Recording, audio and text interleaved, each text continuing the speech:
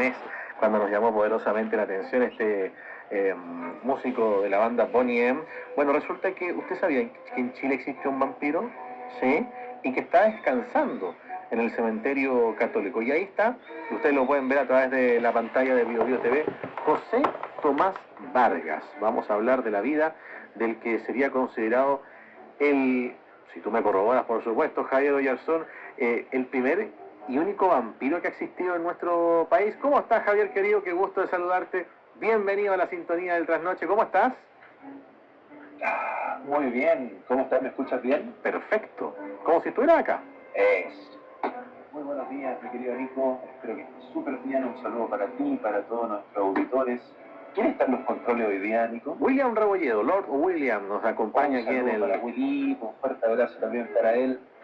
Y efectivamente, hoy día vamos a estar hablando de esta leyenda del folclore chileno acerca de José Tomás Vargas, que es una parada icónica, o sea, es una parada obligatoria si que tú vas y conoces esta leyenda. Lo tienes que ir a visitar, ¿ya? Ahora, es controversial porque hay otro vampiro que es el famoso Tito Lastarria, que está en el cementerio de allá de Rancagua, ¿ya? Esa es la segunda leyenda que se cuenta acerca del famoso vampiro. Pero en este caso, este señor no se salva. ¿Por qué? Porque aquí hay una parte bonita de la historia, a pesar de que sea del folclore chileno, en la cual la hija de este señor cumplió su objetivo. Porque si ustedes ven en las imágenes que se están dando vuelta ahí en Bio Bio TV, hay digámoslo así, un enunciado que Antonia del Carmen, que es la hija de José Tomás Vargas, indica a mi inolvidable padre. Ah, mira, que la vamos a buscar, ¿eh? Esa frase tiene un objetivo que se cumplió. Pero hablemos un poquito porque dentro de los campos santos, los mitos y las leyendas son de gran importancia. O sea, dentro de un campo santo que no tenga alguna historia, alguna evidencia, algún tipo de mitología, a mi parecer sería como raro, ¿ya?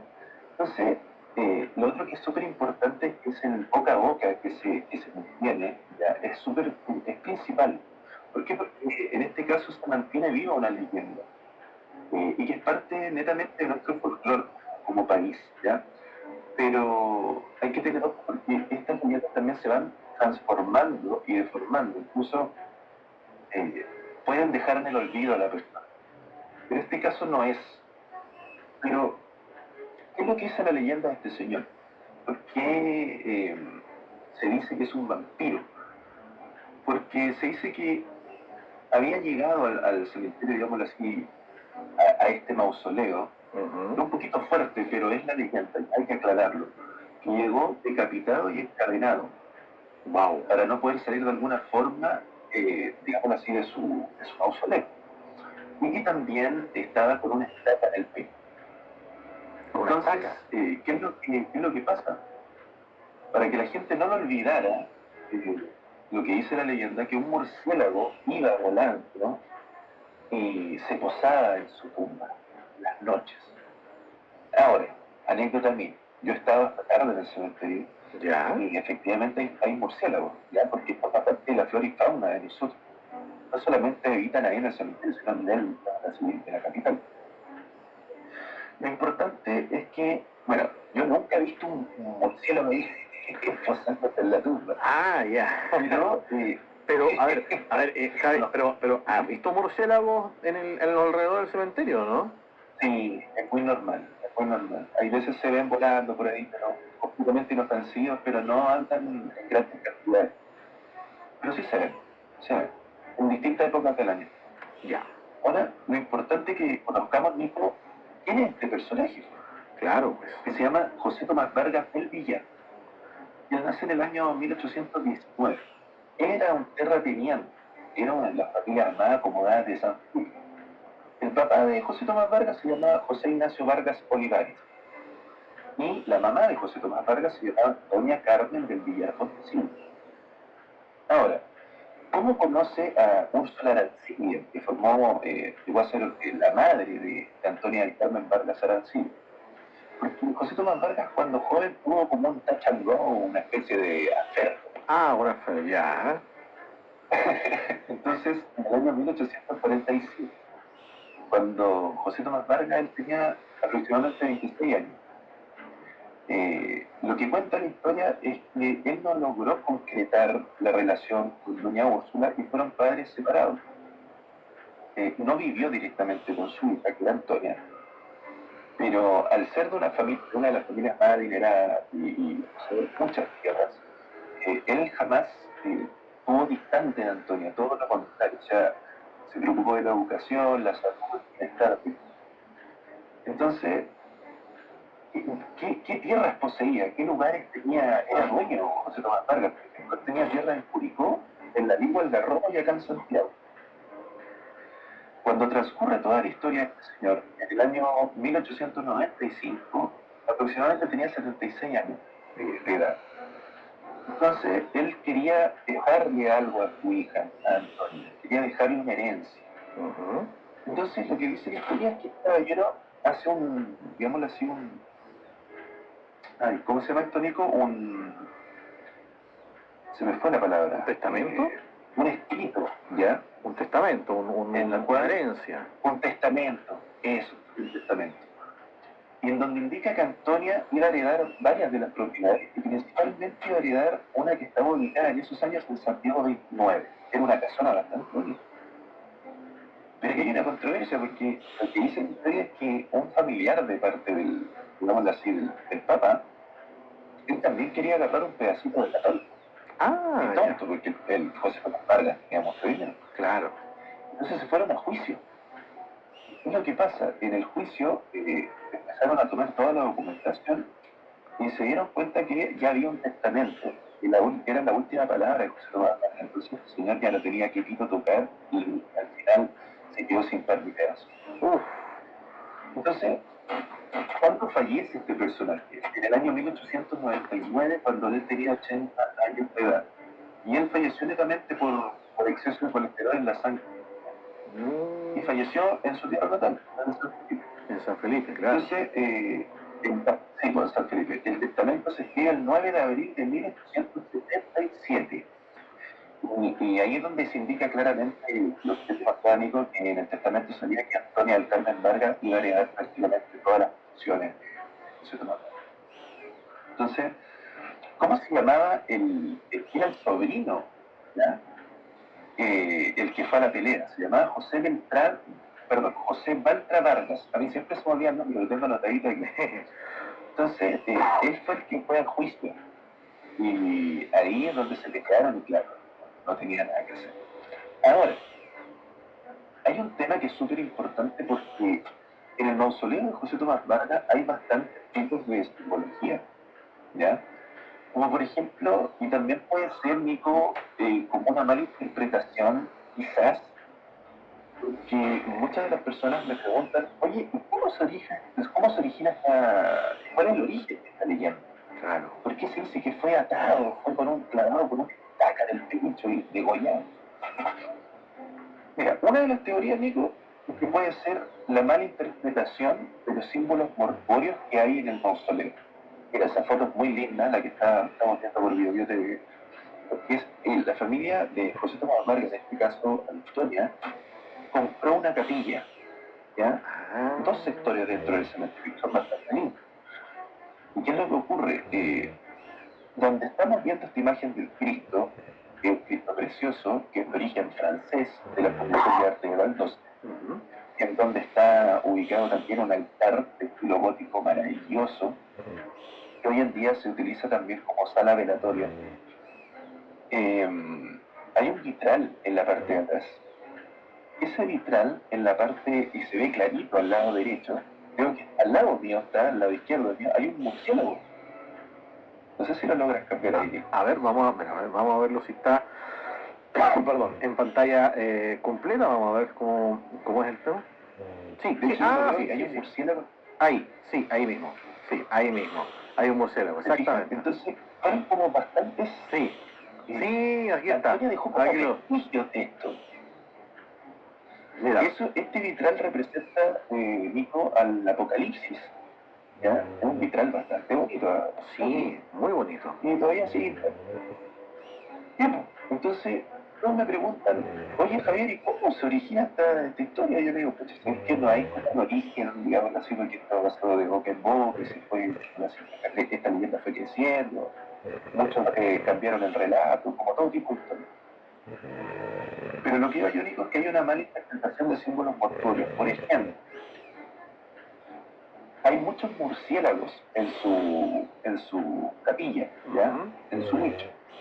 Muchos de ellos ya no están porque Antonia le había dejado murciélagos de bronce que eran bastante lindos. Y el murciélago se interpreta como escucha muy bien, mira, el tempus fugit. Es un símbolo que es un reloj de arena que tiene alas. Yo creo que lo habéis visto alguna vez. ¿Cómo me lo puedes repetir? ¿Cómo es el nombre? Se llama tempus fugit. Tempus fugit. Sí. Justo estaba encomendándome a San Google para ver que en latín significa el tiempo vuela, ¿o no? Efectivamente, el tiempo vuela. Y es un reloj de arena alado. Es un reloj de arena que tiene alitas. Ah, yo creo que muchos de nuestros editores lo deben haber visto en algún camposanto, quizás algún sí. Tempus fugit. Sí, un reloj con alitas. Sí, es un reloj con alas. Claro, sí, aquí está. Entonces, ahí está. En el mausoleo tiene unas especies de guirnaldas. Y una vez, bueno, es bastante controversial esto, Nico, porque muchas personas dicen, oh, mira, esto se asimila a un ajo. Ya, podríamos darle lo que hay, o sea, de acuerdo a tu interpretación. Claro. Pero este tipo de guirnalda es en realidad un bulbo de amapola. Esa es la flor que está en la tumba. Entonces, para las creencias, y en realidad el bulbo de amapola es un inductor de sueño también. Se le conoce mucho por un inductor de sueño. Claro. Otro que también me pregunta, oye, mira, al lado izquierdo de la tumba de José Tomás Vargas hay unos clavos con martillo. Pero siempre miran los clavos y los martillos, Nico. Claro. Y no miran la imagen que está al fondo, que es Cristo. Ah, claro. Entonces eso representa claramente los clavos y estacas son las heridas que sufrió Cristo al ser crucificado. Exacto. Entonces está clarito, pero claro, muchos interpretan con que es como la estaca y el martillo que clavaron a José Tomás Vargas para que no se despertara más. Entonces, hay que recalcar también, Nico, que este video que estamos viendo ahí en BioBio TV es muy posterior al terremoto que fue en el año 60, el de Valdivia. Entonces, efectivamente, podría entrar también en la interpretación. Ahora, yo te dije al principio del relato, Antonia cumplió su fin, porque en todas partes del mausoleo, de la capilla de José Tomás Vargas, del famoso vampiro, dice, ahí, en esa imagen, ahí está. En esa imagen dice, a mi inolvidable padre. A mi inolvidable padre. Ahora, yo les dije al principio que esta es una digamos, una parada obligatoria dentro del ministerio para que sepa la historia. Y se cumplió. ¿Y sabes por qué, Nico? Porque las personas que van a esta tumba se ponen a tomar fotos, pueden grabar un video, conversar entre ellos y dicen, oye, esta tumba parece el vampiro del cementerio. Ah, claro. Entonces están ahí, con él. Lo están recordando. Le están dedicando un tiempo, ¿te fijas? Entonces se quedan con él. Indirectamente, Antonia cumplió su palabra y se transformó su padre en inolvidable. ¿Por qué? Porque hay dos tipos, esto lo relatan los túnicos, hay dos tipos de muertes que son súper, digamos así, notorias. La primera es la muerte natural, la muerte física, de nosotros que vamos todos para allá. Claro. Pero la segunda es el olvido. Que nadie te vaya a ver al cementerio, que nadie te recuerde, que nadie hable de ti, claro. Ni siquiera te vayan a dejar una florcita por último plástica. Claro. Dicen por ahí que la gente muere cuando se olvida. Sí, uno muere definitivamente. Uno muere definitivamente. Igual la gente que se olvida. Mira, aquí estamos viendo acá en acercamiento electrónico a mi inolvidable padre José Tomás Vargas, de su hija Antonia del Carmen Vargas. Sí, es maravilloso porque ella cumplió su objetivo. Fíjate que al ser digámoslo así, una leyenda, uno al final quiso que se continuara esta leyenda, esto que forma parte del folclore chileno, y cumplió su objetivo, porque todos aquellos que saben y pasan al lado de José Tomás Vargas quedan ahí, visitándolo, aunque sea tomando una foto, hablando de él, o cuchicheando entre los amigos, y oye, mira el vampiro, mira los ajos, mira el murciélago. Entonces se cumplió el objetivo, fíjate, y yo me he dado cuenta porque yo he ido muchas veces al cementerio y veo personas que se quedan ahí conversando frente al mausoleo de José Tomás Vargas. Ahora, hay otro punto que es fundamental porque también influye mucho la simbología, aparte de toda la que hemos hablado, que al lado derecho de este mausoleo hay un ángel. O sea, ella se preocupó de todo tipo de vestigios. ¿Y qué es lo que indica este ángel? Porque este ángel siempre anda con en la escultura anda con un cuerno, que es como una especie de trompetita, y tiene las alas bien abiertas, creo que la hace con el tenis. Claro. Sí. Vamos a acercar. Y él estaba pronunciando la victoria del bien contra el mal. También dejó vestigios de querubines. Estos representan la inocencia del niño, que también es un símbolo de protección. Claro, los que rodean la cruz, ¿cierto? Esos son los que estamos viendo en Que rodean la cruz. Claro. Y los que están ahí. Al lado derecho de la tumba de José Tomás Vargas hay un ángel bastante lindo. Ahí lo estamos viendo. Ella se preocupó de adornar todo esto. Entonces, esta leyenda es bastante conocida, como muchas otras, como por ejemplo también por parte de la fe popular, ¿ya? Que va mucha gente a visitar esta especie de tumba, esto es como una anécdota, va mucha gente a visitar esta especie de tumba nimita, ¿ya? Pero yo les digo tumbas nimitas que son un poquito más, no sé, yo les puse Nico Pico, ¿ya? Nimita, ¿por qué? Porque generalmente la tumba nimita tiene una característica de muchas placas, velas encendidas, peluche, y esta placa, o sea, perdón, esta tumba es súper, no sé, así, es llamativa. ¿Por qué? Porque, de hecho, podríamos hablar en el siguiente programa de que esta tumba se le conoce como la famosa tumba del labriego. La tumba del labriego. Está dedicada al labriego. Que el labriego representa una persona que trabaja la tierra, que es un agricultor. Claro. Y esta tumba forma parte también de la fe popular, perdón. Las personas cuando van a visitar a José Tomás Vargas, esta tumba está al lado, que es de Federico Scott. Era un agricultor también, un terrateniente, condecorado por la Universidad Católica de Santiago, la Facultad de Agronomía, que las personas cuando pasan a ver a José Tomás Vargas pasan directamente también a la tumba de Federico Scott, que es donde está el labriego. Y el labriego, fíjate que es una escultura maravillosa en bronce que representa a este personaje como un arriero, una persona que trabaja la tierra, una persona de campo, ¿ya? Que es de bronce, es del famosísimo escultor Virgilio Arias. Él se encuentra descansando en el cementerio general. Data del año 1915, o sea, es una reliquia que está ahí. ¿Y qué es lo que hacen las personas cuando van para allá? ¿Por qué le dan esta connotación de tumba nimita y que concede favores? Porque las personas cuando se acercan a esta escultura le soban el bolsillo y posteriormente le soban la rodilla. ¿Qué es lo que pasa cuando le soban el bolsillo? Le da trabajo. Y cuando le soban la rodilla, le da buena suerte. ¿Y qué es lo que hacen las personas cuando van y le agradecen, o sea, perdón, les cumple este favor? Por ejemplo, hay días que yo voy al cementerio en la mañana, porque voy a hacer estudios, y aparece la tumba de este personaje que era de guirnaldas, de adornos florales. Entonces las personas que les cumplen estos favores le agradecen con flores. Ahora, no hay ninguna placa, o sea, no hay nada. O sea, no hay nada, no dice... Nada. O sea, no dice a quién pertenece, ¿no? No, pues sale el nombre de la persona. De la persona, claro. El difunto, que está sepultado con pero no hay placas de agradecimiento, eso es lo que quiere... No, pues no hay ninguna. Claro. No hay nada. Claro, como ocurre en el... tumba de Claro, porque como ocurre en la práctica popular de las animitas, Aparte de que, claro, muchos se llenan de flores, de, por supuesto, de algunos de peluches, se llenan mucho de placas, de agradecimiento precisamente por los milagros que hacen esa niñita, pero extraño que en esta no aparezca nada. Así es que generalmente cuidan mucho las tumbas, en este caso especialmente claro. las del casco histórico.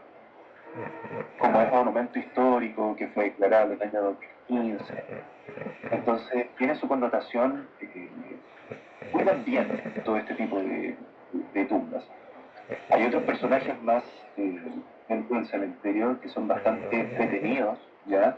Está justo al lado de la tumba de José Tomás Vargas, porque comenzamos hablando de un famoso vampiro. Hay otra chica que es súper conocida que se le conoce como la princesa del cementerio. La princesa del cementerio. Sí. Y el nombre de esta chica es Eleonora Gregor. Esta chica tuvo un pasado bastante controversial porque tuvo un affair con un príncipe austriaco. Y les voy a resumir un poquito la historia de auditores, porque estas son historias que ya estaban en los tours. Entonces, ella fue prácticamente escapando una vez que se inició la Segunda Guerra Mundial. Llega a Argentina, donde tiene un amigo, y el amigo al final los traslada acá a Chile y tienen como una relación junto con la familia de la familia Vergara, que tiene que ver con la Quinta Vergara. Ya, con la de Viña, claro. Y posteriormente, claro, con los de Viña. Y posteriormente pasa su último momento de vida acá, Leonora Gregor, y fue trasladada al cementerio que produjo su mausoleo. La familia compra un mausoleo gigantesco, que es como una especie de cripta, que es subterránea, en donde cuenta la historia que ella también estaba sepultada con una corona de oro. Ahora, si tú me preguntas, oye, pero ¿eso es real o no? No te podría decir que sí, porque la familia ya no va para allá, parece que ya se cortó este tipo de lazo, y hace muchos años que no han ido a abrir, no han ido a visitar a Leonora Gregor. ¿Y quién fue Eleonora Gregor? Fue inclusive una actriz del cine mudo, bastante famosa. Empezó digamos así, su trayectoria artística a muy temprana edad, entonces también tiene su reconocimiento. Y como ellos, estamos hablando de la gente que tiene recorrido alrededor de la tumba. Ella, mira, ahí la tenemos. Ella era de la vida. Entonces, este es como un pequeño recorrido relatado alrededor de la tumba de José Tomás Vargas, porque hay una calidad de personaje importantísimo. También tenemos a los primos de Carlos Walker Martínez. Claro. Estuvimos hablando también en un programa de la Guerra Civil. Tenemos también a un señor, también lo hablamos en el programa, que está en Luis Anacleto Goñi, que capturó el Pilcomayo en la guerra contra la Confederación Perú-Boliviana. Claro. Tenemos también cerca de la tumba de José Tomás Vargas están dos fuentes, un personaje importantísimo, Nico, que fomentó el voto femenino en Chile. Claro. Entonces, hay una cantidad, Nico, de personajes ahí al lado que disculpen, auditores, si que suena algo como un chillido que es la silla que le falta doble 40. Sí, así parece. Suena bastante fuerte. Me dice por acá que compre una nueva silla. Sí, si me tenés que comprarme una nueva silla o echarle doble de 40. Sí, para calmarla. Para calmarla un poquito. Claro. Pero hay muchos personajes de connotación histórica, Nico, ahí alrededor de la tumba de José Tomás Vargas, porque, como te digo, es una parada obligatoria, es una historia obligatoria, que forma parte de todas las creencias nuestras.